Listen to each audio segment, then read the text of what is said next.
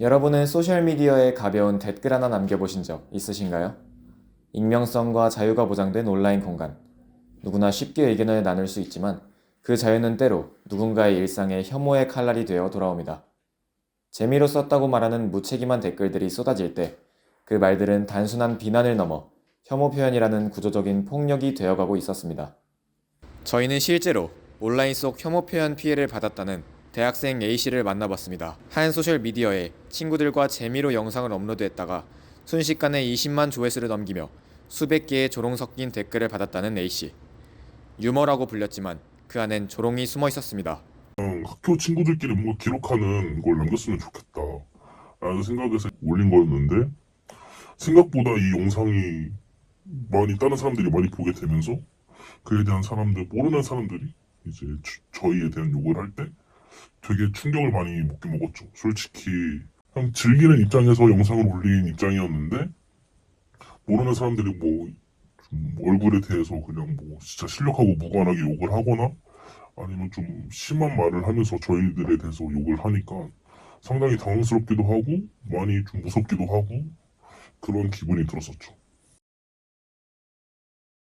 그냥 제 얼굴을 보고 왜 이렇게 쥐어잡고 패고 싶게 생겼지? 약간 그 댓글도 있었고, 걔 병신이다. 그 다음에 슛 하는 걸 보고 부모 없다. 걔 고아슛이다. 이런 등등의 댓글들이 있었습니다. 이러한 A씨의 경험이 아주 특별한 경험인 것만은 아닙니다. 실제 조사에 따르면 온라인에서 혐오 표현에 노출된 국민은 10명 중 6명가량일 정도로 문제가 심각했기 때문입니다. 그렇다면 왜 이러한 문제가 모두의 일상이 되었을까요? 쉽게 얘기하면 이제 좋아요를 받기 위해서 또는 조회수를 늘리기 위한 어떤 경쟁 같은 게 벌어지다 보니까 아무래도 문제를 좀 단순하게 만들고 또 사람의 이목을 끌고 이런 것들이 주로 이제 각광을 받게 되는 거죠. 근데 혐오라는 거는 되게 논리가 단순하고 또 아주 공격적이고 또 어떤 성찰적이기보다는 어떤 즉자적인 감정에 호소하고 이런 요소들이 많다 보니까 이제 온라인 공간에서 더 격화되는 경우가 많이 있는 것 같습니다. 그렇다면 이러한 혐오 표현을 법으로 처분할 수는 없는 걸까?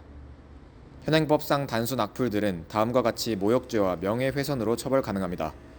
하지만 혐오 표현의 경우는 이야기가 달라집니다.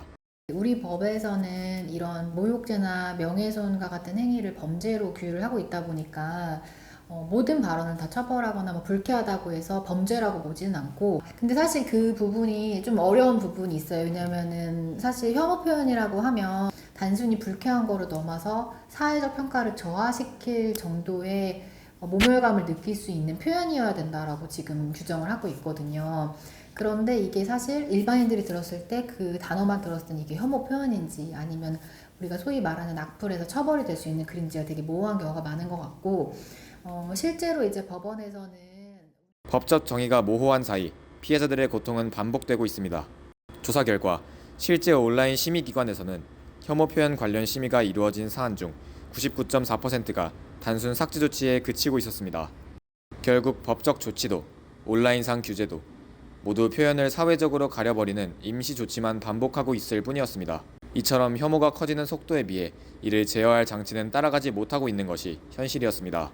이 문제를 혐오 표현의 문제는 결국 혐오의 문제고 우리 사회의 어떤 심각한 어떤 정치적인 양극화의 문제이고 소수자 보호를 할 것인가 그렇지 않을 것인가라고 하는 굉장한 중요한 정치적 결단에 관한 문제이기 때문에 이것은 단순히 표현에 관한 어떤 법적인 불이익을 제공하냐 그렇지 않느냐로 해결할 것이 아니라 표현 자체에 대한 자유는 너그럽게 주되 이것이 어떤 차별, 혐오로 인한 차별을 실질적으로 현실적으로 발생시키느냐 그렇지 않느냐를 판단해서 법적인 제재를 하자는 게, 그러니까 이 문제는 어떤 혐오 표현에 관한 어떤 그 법적 분리 체계로 해결할 것이 아니라 궁극적으로는 차별 금지에 관한 입법을 통해 해결해야 된다는 문제죠.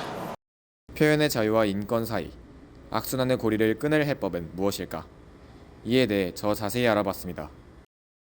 우리가 눈 뜨자마자 그리고 침대에서부터 또 잠드는 순간부터 우리가 가지고 있는 게 미디어이기 때문에, 그리고 사용에 대한 어떤 측면들, 혹은 또 지금 얘기했던 규범적인 측면들, 알고리즘에 대한 측면들, 혹은 여론에 대한 그런 형성들이, 이게 사실 여론이라는 게 개개인이 모인 어떤 집단에 대한 의사 표현이기 때문에 그러한 메커니즘, 구조적인, 그러니까 중장기적으로는 리터러시에 대한 측면이 대신 재미있는 리터러시여야 되겠죠. 에 대한 게 필요하겠고, 그 플랫폼 자체에 대한 책임감, 또 공공성에 대해서, 공정성에 대해서 많은 어떤 고민이 필요하지 않을까 싶어요. 그래서 특정한 커뮤니티는 자체적인 어떤 이용자 중심, 수용자 중심의 어떤 가이드라인이 필요하지 않을까 싶습니다. 자유로운 온라인 공간에서 우리의 다음 댓글은 누군가를 해하는 칼날이 될 것인지 아니면 더 건강한 소통을 위한 디딤돌이 될 것인지는 지금 우리의 손가락 끝에 있습니다.